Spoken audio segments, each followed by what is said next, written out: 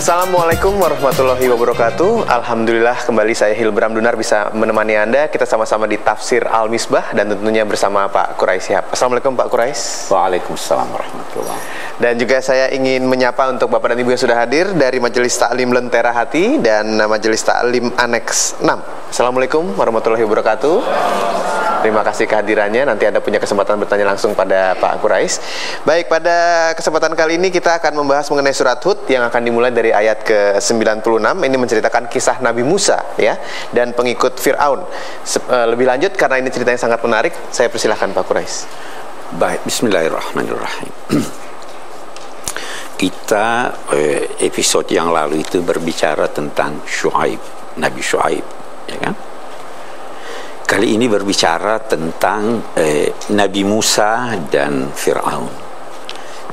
Di episode yang lalu saya katakan Nabi Musa itu menantunya Nabi Syuaib. Jadi jalurnya ini ya. Okay. Nabi Musa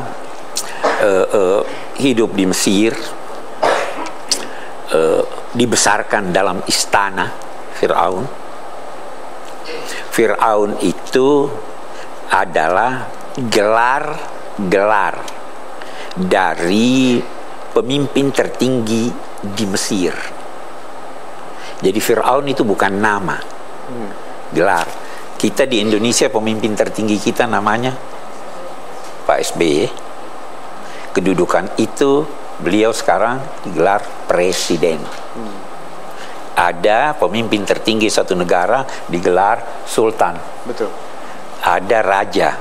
Kalau di Mesir pemimpin tertingginya dinamai Fir'aun, Farao. Okay. Di sini tidak disebut namanya. Ada di sini dikatakan walaqad arsalna Musa biayatina wa sultanin mubin.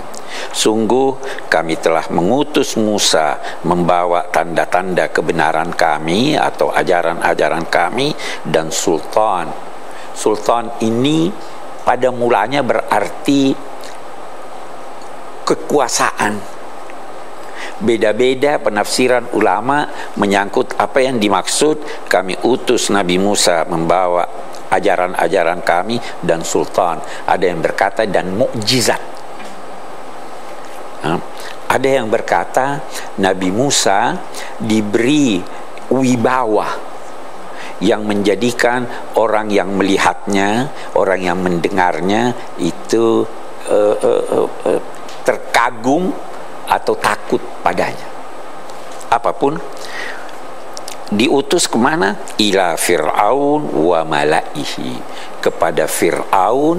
Mala' itu artinya kelompok elitnya, orang-orang kaya yang berkuasa, itu mala'. Fattaba'u amra Fir'aun wa ma amru Fir'aun birasyid. Maka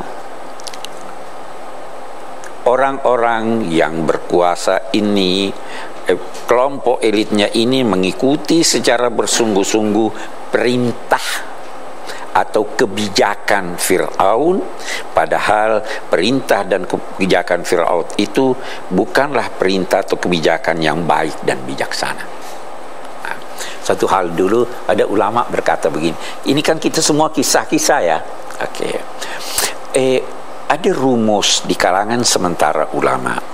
Kalau Anda mendengar suatu kisah dalam Al-Quran, kemudian tidak disebut nama dari tokoh-tokoh kisah itu, maka ketahuilah bahwa kisah serupa dapat terjadi lagi. Di sini disebut namanya Fir'aun atau tidak? Tidak. Kalau begitu masih bisa muncul Fir'aun baru sampai hari kiamat. Tapi kalau disebut namanya, itu isyarat bahwa ini tidak terulang.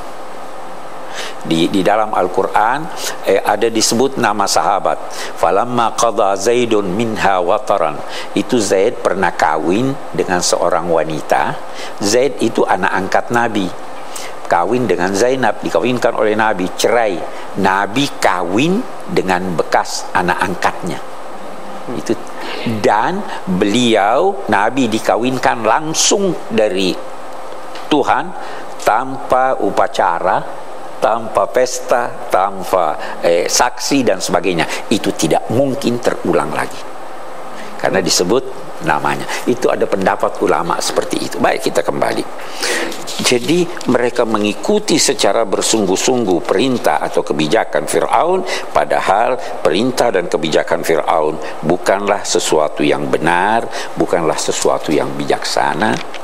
Rasyid atau rusyd itu gabungan dari akal dan hati. Ada orang cuma akal saja. Terkadang kita perlu akal, kadang kita perlu hati, tapi sebenarnya kita perlu gabungan dari akal dan hati. Itu rusyd. Baik. Yaqdumu qaumahu yaumal qiyamah fa'awradahumun nar wa bi'sal wirdul mawrud. Yaqdumu qaumahu yaumal qiyamah. Yaqdum, dia berada di depan kaumnya pada hari kemudian. Maksudnya dia memimpin kaumnya yang durhaka itu nanti di hari kemudian.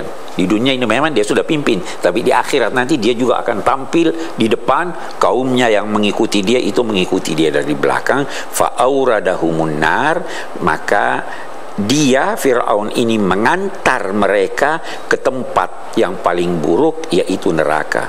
Bi'sal birdul mawrud, sesungguhnya seburuk-buruk tempat yang didatangi adalah tempat itu, yakni neraka. Oke. Wa utbi'u fi hadhihi la'nah. Akibatnya di sini dia memperoleh laknat, kutukan Allah. Wa yaumal qiyamah, di hari kemudian juga dia memperoleh. Ada hal yang menarik kata sementara ulama. Wa utbi'u fi hadhihi, di sini. Apa maksudnya di sini? Di dunia. Di sini, yakni di dunia. Kenapa dia tidak sebut saja di dunia? Kata sementara ulama, untuk menggambarkan bahwa dunia itu terlalu kecil untuk disebut. Betapapun banyaknya kekayaan Fir'aun, betapapun besarnya kekuasaannya, itu terlalu kecil dibanding dengan kekuasaan, kekayaan yang diperoleh oleh orang-orang yang beriman di hari kemudian. Saya kira itu. Ya. Baik, kita break dulu sebentar. Masih ada penjelasan yang lebih dalam lagi dari Pak Quraish Shihab. Anda jangan kemana-mana, tetap bersama kami di Metro TV di Tafsir Al-Misbah. Nabi Nuh ada bekas-bekasnya, perahu yang ditumpanginya itu diduga keras ada di pegunungan Judi di perbatasan Turki dan Syria, itu ditemukan. Itu jadi kisah-kisah Al-Quran itu kita bisa katakan kisah nyata.